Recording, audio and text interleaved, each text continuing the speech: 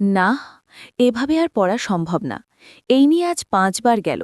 দিনের 24 ঘন্টার মধ্যে 6 ঘন্টায় যদি বিদ্যুৎ না থাকে তবে আমরা চলব কি করে? আরে থাম তো দিদি ভাই, সরকার তো বলছে দেশে কোনো লোডশেডিং নেই, বিদ্যুৎ নাকি উপচে পড়ছে। তুই বোধহয় অন্য কোনো গ্রহে আছিস। দাদু, মশকরা ছাড়ো তো। টিভির খবরে দেখে মন্ত্রীরা বলছেন উৎপাদন নাকি চাহিদার চেয়ে বেশি, অথচ বাস্তবে ফ্যান ঘুরছে না, ফ্রিজের মাছ মাংস পচে যাচ্ছে। এই লুকোচুরির মানে কি? একেই বলে কাগুজে উন্নয়ন। কাগুজে কলমে সব ঠিক আছে, শুধু তারের ভেতরে বিদ্যুৎ নেই। আমরা যখন ছোট ছিলাম তখন হারিকেন জ্বালিয়ে পড়তাম, সেটা মেনে নিয়েছিলাম। কিন্তু এখনকার যুগে ডিজিটাল বাংলাদেশের কথা বলে এই অন্ধকার মেনে নেওয়া যায় না। কিন্তু দাদু, এর থেকে পরিত্রাণ পাওয়ার উপায় কি?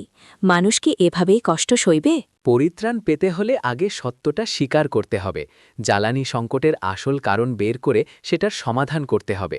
শুধু বড় বড় পাওয়ার প্ল্যান্ট বানালে হয় না, সেগুলো চালানোর মতো তেল গ্যাসও তো থাকতে হবে। আমার মনে হয় আমাদের এখন ব্যক্তিগতভাবেও সচেতন হওয়া দরকার।